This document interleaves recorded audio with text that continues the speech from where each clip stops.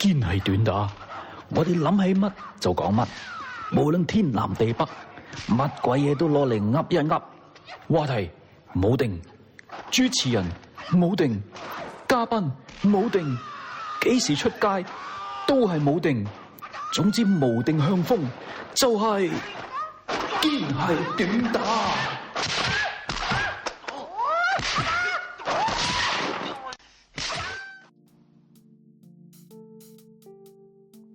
大家好，又係堅係短打，我係你哋嘅節目主持人，我係阿堅。今日咧，我想同大家分享嘅係南美日本人後裔，佢哋嘅歷史背景同埋現代影響力。我記得喺2020年東京奧運，實質係2021年舉行嘅。當其時，我見到巴西嘅女子乒乓球隊當中咧有幾位成員。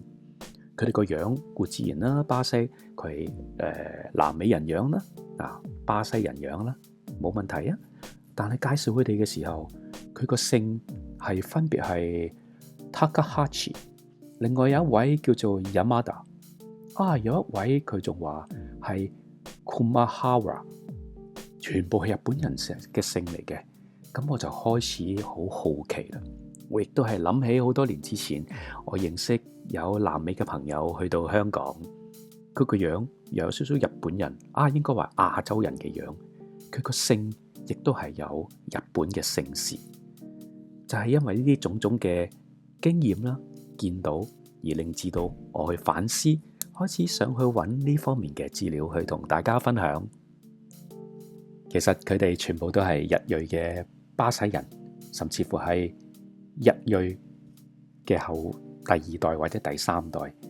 其實巴西係世界上最多日本移民嘅國家。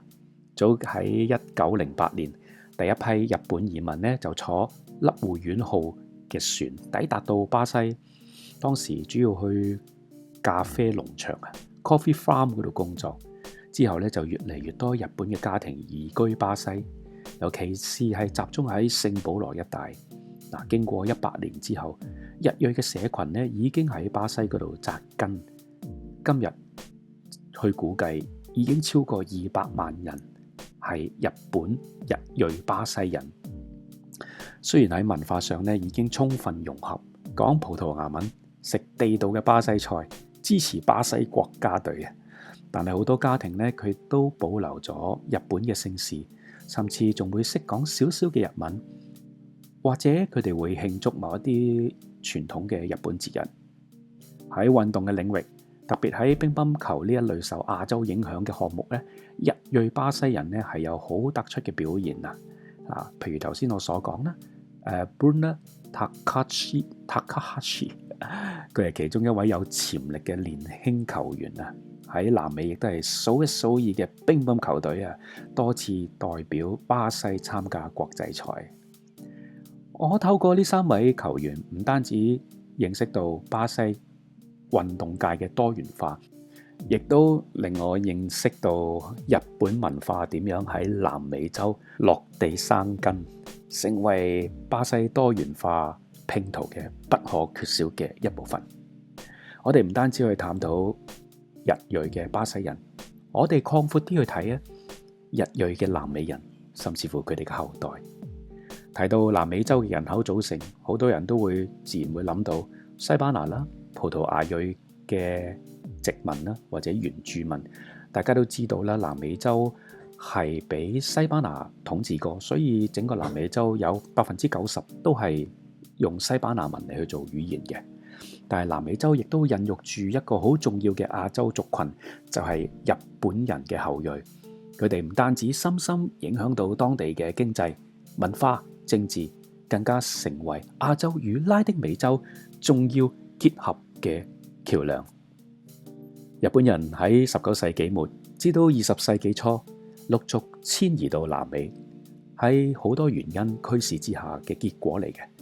當時日本正處於明治維新後嘅社會劇變，人口快速增加，農民好苦困，加上自然災害啦、工業發展啦，同埋咧當時仲未係吸納好多農村嘅勞動力啊。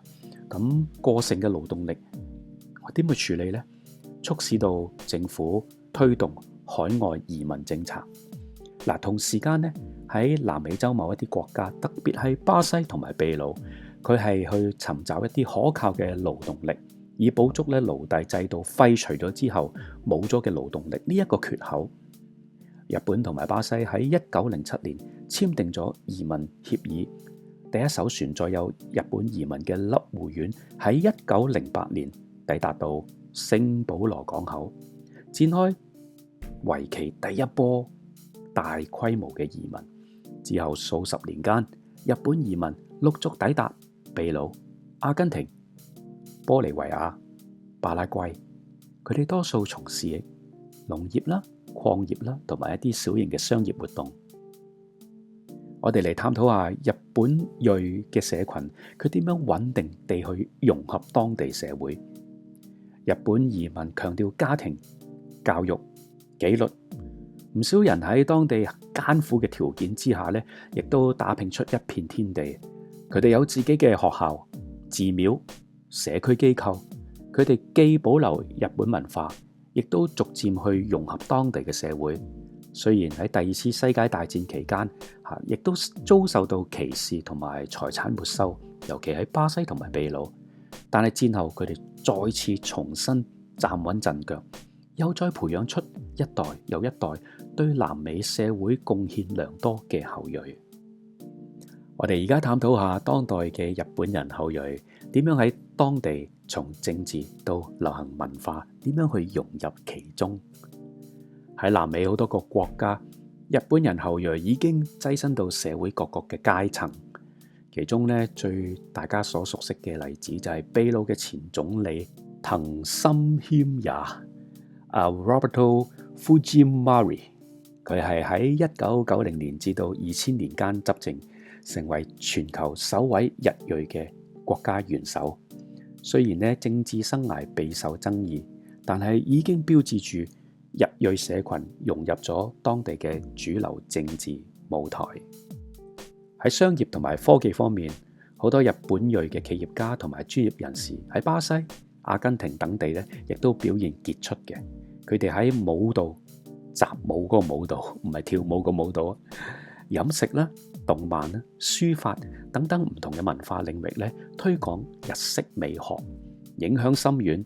巴西聖保羅市更有一條東洋街，係全球最大嘅日本移民社區之一，每年都吸引咗大量嘅旅客。我哋突然之間諗起我哋嘅 Chinatown 唐人街，原來當地都有東洋街。日本與南美文化嘅橋梁就係呢啲日裔南美人今日去建立嘅。佢哋唔單止去活躍當地嘅社會，成為日本與南美之間重要文化。佢哋嘅雙重身份令到佢哋推動兩地嘅合作交流，互諒方面係發揮咗獨特嘅作用。日本政府亦都持續同呢啲社群咧保持聯絡，透過獎學金、文化交流啦、社區援助啦，彼此去鞏固彼此嘅關係。我喺度諗，一艘遠航太平洋嘅船隻開始，到今日遍佈南美咁多個國家嘅日本人後裔社群，呢段歷史見證咗文化融合同埋可能性，同埋堅毅人性嘅力量。佢哋唔單止係日本嘅延伸，更加係南美多元文化拼圖唔可以或缺嘅一塊。明白嘅，希望喺呢度我哋需要更加多啲具體嘅數據去深入探討同埋反思，嚟去作出一啲文化身份嘅討論。根據日本外務省嘅統計，截至到2023年，生活喺南美洲嘅日本人後裔人數係超過200萬，當中巴西有190萬。全球最大日本人後裔嘅社群，秘魯有10萬人，10萬日裔人，阿根廷啦、玻利維亞、巴拉圭等等，亦都有規模唔細嘅日裔社群。呢啲族群由最初嘅移民勞工到今日嘅專業人士、藝術家、政界人物，佢哋嘅發展充滿毅力同埋適應力。然而數字以外，我哋亦都係要思考日裔南美人喺保持文化嘅傳承同埋融入當地主流社會之間，佢哋係經歷過多少嘅掙扎同埋抉擇呢？